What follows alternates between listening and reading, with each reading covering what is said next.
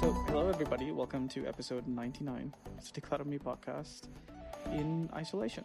Hello, Shelina. Hi, Shrek. How are you? Good. This is a bit weird. I think this is the first one we're doing this way. We're Yes, actually it's- sitting remotely, right? So, Yeah, it's very strange. We are far away from. We're looking at each other, but we can't. We're not near each other. We're far away. we're practicing social distancing. We are. Yes. Social distancing and isolation. And I hope every single one of you out there is also practicing social distancing and self-isolating. Yes. Now, some countries are in curfew or quarantine state, but others are just heavily encouraging it. Yeah, I noticed that. In Spinneys, they had it, but they were saying 1.5 meters. I thought it was 2 meters, but No, I think the general is 1.5 because that's roughly how far it goes. But then a lot of countries are now saying just make it 2 so it's safer.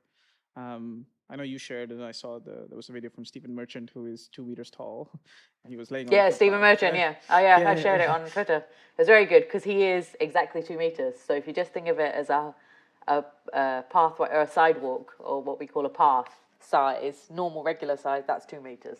That's how far you should keep away from the person in front of you. Just stay 1 merchant away. Yeah, 1 merchant away. He's a very tall person, but yeah. So, but yeah, no. But I mean, we're seeing in the supermarkets as well, right? They've especially near the cashiers, they've put like little markers on the floor, like you should stand here, and the next person should stand here, and the next person should stand here. Yes. Just to do that. You see a few people who just don't seem to care so much, but overall, we're seeing decent compliance, at least when we're in the supermarket. Yes. Yes. It's a difficult time right now, but we have to be thankful. We got our homes, we got TV, which And we're watching internet a lot of. connection, I think. Yeah, Yeah, I internet think, connection. Yeah, food, lots of food, toilet roll. Anyway, let's move on. Let's talk about what we're going to talk about today. well, if I were to just ask you, as a professional declutterer, what would be your advice for people that are in isolation right now, and how they could potentially employ some decluttering principles and use their time? The thing is that people are in their houses, so they get to see the clutter more than they normally would. So they're noticing things that should have been sorted out before, and now is a perfect time to fix it all because you're stuck at home 24 hours. You shouldn't go out unless, as we said, unless you've got to go to the pharmacies or supermarkets or to the hospital, which hopefully you wouldn't have to go. So you'll see everything. So a lot of people I've talked to, a lot of friends are seeing all the clutter they have in the kitchen because they're ending up cooking much more than they did before, right? And this has been such an interesting thing, even by the way, myself as well. But a lot of people, you're seeing people post pictures of stuff they're making, random trials of recipes, because well, what else are you gonna do? And the one thing you can get is groceries, so you go out and buy stuff, and then like they're trying to invent new ways to eat and cook new things. I mean, sorry. And it's been fascinating, by the way, just as a population, as a society as a whole, how we've just suddenly we're all shifted cooking. from we're all cooking. It's crazy. Yeah, I did like your cauliflower recipes the other day, but yeah. Well, thank you. But yeah, I've been baking, which is not my normal thing. I'm not very good at baking. When you say you're baking, who's eating all of the baked stuff? Me, yeah. I had to put cookie dough in the freezer because I made too much cookie dough. So yeah, I've been doing a lot of that. But then I've noticed, then going into the kitchen, going into cupboards, I found a wok that I didn't know my parents had bought me, which had been hidden at the back of the cupboard. I also found 2 pressure cookers. I knew I had one, didn't know my mum had bought another one for me or for herself. So yeah, so now is a good time to think about what you have, what you don't need, what you could get rid of. And it's not about decluttering and getting rid of stuff just for the sake of it because you're at home and bored. It's getting rid of things that are not useful in your life anymore, that are not make you happy, that you've had bad memories of for a long time. Now is the time to get rid of that, to actually go through everything, do the micro decluttering and go through each area slowly in small chunks to start removing things from your life that you've just been taking up too much space in your life. So, as usual, it's is it useful? Does it fit? Is it broken? Do you love it? How many of them do you have? Think about all these things. Do you wear it? Does it even fit? And is it plain ugly? That's with the clothes. If it's plain ugly, you should have got rid of it a long time ago. Forget the work aspect, but the fact that just people are not commuting, right, or not driving around. So they have all this extra time, and you're home for all of it. And so all the stuff you've been putting off, so many times your advice is, hey, sit in front of Netflix and like whatever, sort out your email or Yeah. delete old receipts or whatever. And someone might turn around and say, well, I don't have that kind of time to sit in front of Netflix during the week, let's say, and then the weekends have other things going on. Well, now suddenly all of us are watching a lot of Netflix because we're home a lot. So we now have a lot of time to take on all those things that we've been putting off, and I think that's also just as important. Yeah, it is. And I mean, and the thing is, like, you get bored of watching TV. Like, I got so bored of watching TV, cooking, doing admin and stuff that I decided to start doing a jigsaw. So, you could be at that same point where you go, I'm actually going to start decluttering. So think about, go through small sections. So don't go through everything, like don't do your whole kitchen and all the cupboards and take everything out, which, as usual, I never recommend. Do it section by section, cupboard by cupboard. So one day do your pantry, go through and find all the stuff that's gone off, that you don't eat, that's always been disgusting, and mostly just get rid of the expired stuff. And anything with bugs in it, say the pasta, the rice, the spices, any spices that are really old, it's time to get rid of, and you can buy new ones online on delivery. And then there are certain shops where you can do the delivery. You don't have to buy big pots, from this one shop that you shop a lot, and you can buy in small amounts now. So you don't have to buy a huge chunk, big jars of these spices or big packets. Then go to your fridge. So you might be buying more stuff because you're cooking so much more. So go through and see what old stuff you got in there to make room for the new things that are coming in. Same with the freezer. And then move on to your cupboard. So like I did, I went through to look at all the saucepans and found a pressure cooker and the wok and the tawa that was falling apart. So it was, I knew, and I moved things around because I've had stuff in the same places for so long, and it'd been convenient for me and organised. But I was like, let me get rid of things. And I did actually get rid of some other things as well. But those main things I got rid of. And then because of that, I was able to move my electrical stuff from my where it was and move the main saucepan that I use all the time in there instead. So I've moved things around just from decluttering stuff and organising stuff. So, even organisers like reorganising things. So that was just on the kitchen. I went into, and then you go into other places. So I went into my guest bathroom, which also has all my cat stuff. And I noticed a shelf that has got all the medicine and cat bits and pieces. That medicine was for my cat that passed away last year. I don't know why I still had it. She'd been ill for a long time, but I should have got rid of that by now. So I got rid of a whole shelf full of stuff that had expired anyway or wasn't needed for my other cats. And then bits and pieces in that guest bathroom as well. So I've been going every day, going through each room and finding areas that need to be done. So, if you do your bedroom, put your things away now. Now is the time, instead of just throwing it around on your bed or your chair or on the floor, now is the time to start putting the things away into the wardrobe, into the drawers. And if you haven't got room to put them in, take the things slowly from that area. So from your wardrobe, take the things that are hanging because you can't fit anything more in and start seeing what you can get rid of. And also start grouping all the items by category so it's easier for you to help you to get rid of stuff. So you might put everything in categories, like say t-shirts, and then you'll realise you've got 20 black t-shirts and only 5 of them are decent to wear. The rest have got holes in them. So they might be good for loungewear right now while we're staying at home, but might not be good for... It's very useful, yeah. And so do that. Group all your items by category and then fine-tune the items. So your categories. So say if you did trousers, you have work trousers and you have trousers you wear for your time while you're relaxing, when you're going out at night or you're going out during the day when you're not at work. You have different kinds of trousers, so you can fine-tune those categories. Another example is for books. So books, you could fine-tune it from just a whole bunch of books on your shelves into fiction, non-fiction, biographies, children's books, art books, colouring books, which I've suddenly got a lot of, because I'm colouring as well. I'm doing a lot of creative things suddenly. So fine tune them and put them all into a logical place. It's easy for you to find moving forward because, as always, what is my mantra? When you buy one thing, you got to get rid of two.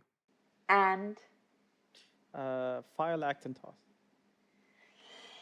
And you should find everything in 5 seconds. Exactly. It's been. So yeah, remember, should be able to find everything in 5 seconds. If you can't, there's a problem with the system. And then, and also a good thing to look at right now is cords, electricals and cords. It's a great time to get all the wires out, all the electrical things, sit in front of the TV while watching Netflix and see which wires connect to that electrical items. And if the wires don't connect and you can't figure out where those wires came from, it's time to put those wires in the recycling bin. Now is the perfect time to do the wires. Yeah, I think there's a lot of, we talk about wires, you get books, papers and documents. Emails is a good one. I mean, I've been clearing a lot of emails. So I'm someone that I don't necessarily follow an inbox zero system simply because I do get a lot of emails. I act on them, but also most of my work is not, I don't do stuff in folders is my point. You don't file and you don't toss. I toss, but my filing tends to be within the inbox itself. Like I'll tag it with something or I'll assign it to somebody, but I don't move it into folders because ever since Gmail came around, I don't maintain like a whole folder hierarchy in my email because I just search for stuff. But it's just given me time to kind of just clear a lot of that stuff. Unsubscribe from so many newsletters, by the way. Hey! It's been a good time to see which ones we need to unsubscribe from. Right. And I think over the last 6 months or so, I've been doing it in an instantaneous mode. So when I would get something, I'd be like, why am I signed up to this? Take it out. But there's still a backlog of a lot of newsletters that I've still been on. And then I think partly because of the coronavirus, every company has decided to reactivate their newsletter subscription. Yes. And so it's kind of given me this whole like, oh, okay, I didn't even know I was signed up to this. Well, goodbye. So that's happened a lot, I think, in the last couple of weeks as well. So I think these, like I said, these things that are just pending for a long time that we can't get to day to day. But with a lot of people, even doing an hour, which might not be a lot for me or for you, might be too much for other people. So do what you can do without getting overburdened, overwhelmed, or start procrastinating, playing on your phone or watching TV or whatever. With something like documents, it can be hard sometimes, but take one pile at a time and start, put them out on the floor in front of you, in your office or in front of the TV, put the pile out and start categorizing stuff, seeing what you need to file in, and then put them into categories of, say, bank, personal, work, home, blah, blah, blah. And then see the ones that you need to toss, because most of it will be tossed. There'll be very few to act on. If there is anything to act on it. But otherwise, file and toss is the main criteria while you're going through all this paperwork. A lot of people keep banks, like they get bank statements, don't open them. I find that with nearly every house I go to. If you haven't opened those bank statements in all this time, most probably all you need to do is just shred it. You don't need to keep it. You don't even need to open it and take the envelope out and put it in recycling. Just put the whole lot into a bag for shredding. And preferably switch to e-statements, so you don't have to. Exactly, you could do that, yeah. And a lot of people don't, yeah. So and do that. So if you start putting that, the paperwork into categories, it's much easier. You do that every day for each pile that you get, because a lot of people have huge piles of paper that they've not dealt with for years and years and years. So if you do that every day and have these categories and you put them into clear files, then it's easy to then go back to those category lists the next day and the day after while you're going through the paper. You know what I mean? So that's a good thing to do, while you're with your paperwork. So that's paperwork.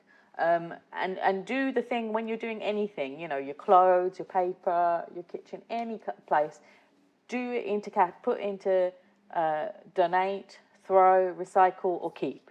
And then the stuff you're keeping, then put it into the categories. And once you have a whole pile of stuff for donation, see if anyone will take it right now, because a lot of places aren't. But there are a lot of the bins available everywhere where you can go drop them off. I don't know how often they're getting emptied. And I've also, I am seeing internationally, a lot of charity shops are not accepting anything right now because they're getting, loads of people are starting to do this whole decluttering their clothes, and they're overwhelmed by it right now. So if you have that issue, usually I say, you know, there's the 10% thing of getting the stuff you don't want in your house I out was of the just house. about to mention that. Yeah.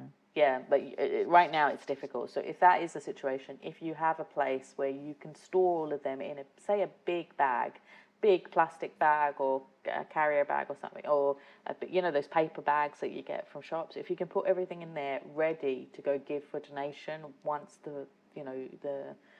you're allowed to go out, then do that. Or when the charity shops will accept the stuff. And see online as well. Internationally, a lot of places, they will allow you to sign up for them to pick up. So they'll come and pick up. And you just have to make sure it's sanitized around the bag and covered up and then give it to them. So there's ways to do it. No, I agree. And I think it's extremely important. I think we should also reiterate here that, like, you know, at no point do we think this is not the time to kind of suddenly get into this mode where, like, oh my God, I need to get rid of this box, like right now and stuff. I think this is a time to sort of say, okay, do the decluttering step, but it's okay if you hold off that 10% for later and set it aside. Find a space if you can. I mean, if you've got a house that has additional storage, additional like a garage, whatever, I don't know, top shelf somewhere in a closet that luckily for you happens to be empty, use under the bed. Doesn't matter, but find a space where you can just stack it out of your sight or out of your sort of comfort view, and just keep it there until the time is better. And the other thing here is, and as we have here all the time, is that if you leave something outside and say, help yourself, you know, whether you live in a villa or an apartment, it gets taken. I sanitized it and then put it in our, the garbage chute. There's an area. So I put things there and put Postit Notes and say, help yourself, because people always go in there to throw rubbish away. So then it disappears within a few minutes or whatever. So you can do that as well, and you can do it in villas as well. You can leave it outside and say, take it, you know, and if it's left outside for a few hours, then that's better. Think of things like that. So you know, we have to think differently now about how we're giving things away, and it's a way to think about it moving forward. So that's it, really. I think we don't want to overwhelm our listeners with too much information about what to do, and they can always get in touch to say, you know, what do you think we should do with this and that. And I'm doing online courses now to help clients, because I can't help them physically with organising and decluttering right now. So I can always help clients anywhere in the world now, because the great thing about being online is that you can help people in that way. So if you feel overwhelmed doing it yourself, you can always have me talking to you while you're doing, say, your kitchen or your wardrobe, and we go through all the stuff that we would normally face to face, but we're just on computers or on your phone talking and doing that. So that's the other option to do. Yeah, and you can do that. So you can reach out to Shelina either on the website, so that's declutterme.com, as well as on social media. And social media, of course, you're still active, and now we're very active on social media now. So we've got all this extra time and we're home. So that's Declutter Me, so DECLUTTRME on all the platforms. And yeah, I mean, you know, I think once again, like, I do urge and hope all of you are safe and staying isolated. But the one thing I keep saying to everybody, and I think I'm telling that to all my friends as well, is like, you know, use this time as well to just take some time out for yourself. Yes, like everyone. I think it's, you know, we've all like lived in this very like fast-paced kind of life, especially if you're in a city and you're just kind of working and other responsibilities, and this is just this non-stop life we've been leading for so long. And it's an unfortunate situation that's going on, of course, and there's no way that we shouldn't say that, but it's kind of afforded us, some of us at least, a chance to sort of just take a time out and use it. And you can do that by, I don't know, picking up a hobby, but you can do that by decluttering too, and just clearing up the space in your aura around you finally. So yeah, I think it's something we should all look at. Yes. And so yeah, we'll see you next week for episode 100. Woo! All right. Bye. Bye.